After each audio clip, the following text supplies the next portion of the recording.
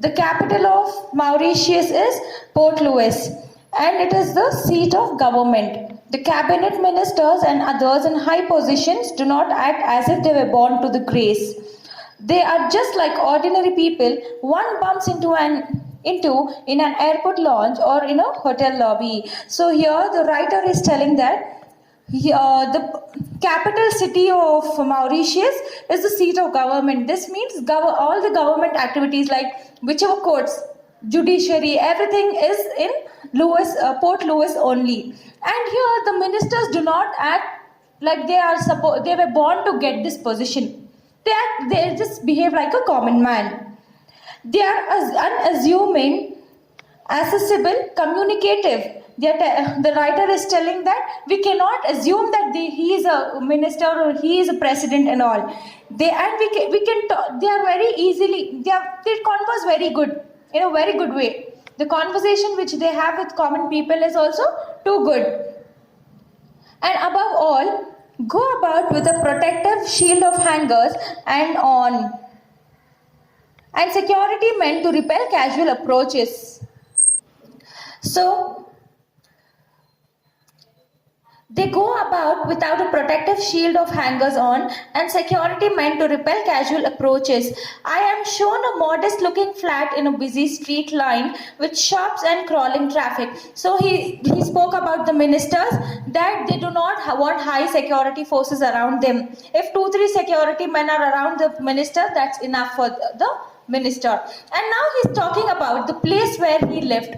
He is telling that he lived in an apartment, in a flat, and that apartment was present in a street where there was traffic. The street would fully get jammed by the traffic and it had many shops also. It is a residence of the Prime Minister of Mauritius. So he lived in the apartment of the Prime Minister of Mauritius. Port Louis brings to my mind Joseph Conrad and Maugham. This little port town seems as if it were built at the suggestion of these writers to suit their novels and short stories. So he's telling that this island might be made because of the writings of writers like Joseph Conrad and Maugham. Merchant ships, trawlers, dinghies stand anchored in the harbor with cobwebs of ropes and festoons of flags hanging from their mast.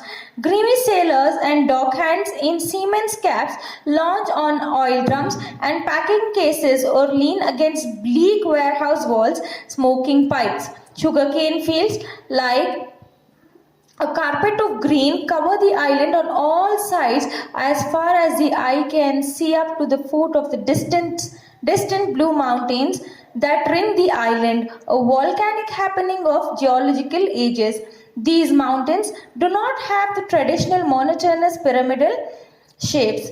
Their outlines are freakish and whimsical with unexpected sweeps and perpendicular drops and pinpointed peaks and precariously doing a balancing act with boulders as big as a skyscraper. So here the writer is telling again about all the activities which were done in the island. See, when there's a huge water body, it is for sure you'll find oil in it.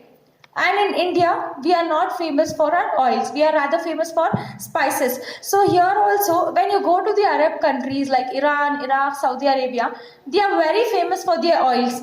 And where do we get this petrol from? From underground, not in India. For sure it is from the Arab countries. That is why they are the richest countries. So here the island also is famous for sugar canes, and people are mostly involved in doing these oil works. And for example, if you have to bring oil cans from the other country to India, do you think they put it in the flights and carry in the flights? No, that's not done, because oil is a liquid which can catch fire also, right? For example, kerosene, if it's carried in the aeroplane, and in case if there is an electric shock taking place in the flight, then that flight is going to get blasted in fraction of seconds. So they are always moved in huge ships. So these oil cans are placed in the ships and they're brought. For example, you would have seen that Titanic, right? You would have watched it. And when you would have observed, in the basement part of the ship there were oil cans. Okay, that was because they have to move the ships. But similarly, that is how they carry oils to the ports. So here he's telling that there were merchant ships. There were large ships, trawlers, and dinghies stand anchored in the harbor. So he's telling that there were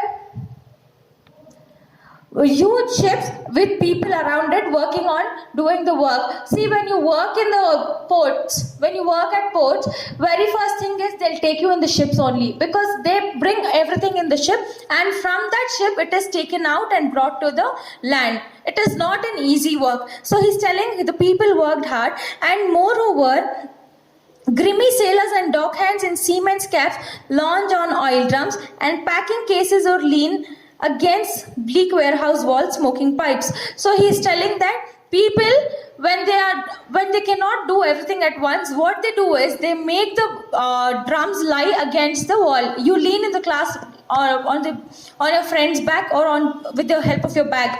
The same thing also the people are doing. And now we all have borders. We have borders between India, Pakistan, India, China, India, Nepal. Yes, similarly, Mauritius is also having the island surrounded with sugar canes all around. It looks like sugarcane fields are borders to the Mauritius. And you can see the sugar canes to such a distance that finally when you cannot find the mountains so easily, because the land is fully filled with sugar canes. And I hope you all would have tasted sugar canes. Yes, it's very common to drink that juice, right? Extracted juice. And so on. Similarly, sugar is also made taken from sugarcane only. So he's telling this land is very famous for sugarcane, and we can find sugarcane fields to a very far extent also. And now let's see what's there in the next paragraph. There is no railway in Mauritius. That's amazing, right? In India, wherever you go, we had only railway system those few years ago. We never had metro. Right. We saw how other countries were civilized, and looking at other countries, even we brought into picture the civilization of metro. But do you find those rails in Mauritius? It's really happy to know that Mauritius has no railway tracks, no trains at all. Only what? What do you think is the means of transport there? Let's see what it is. Well-maintained trunk and arterial roads connect various villages and towns. So there are only roads over there.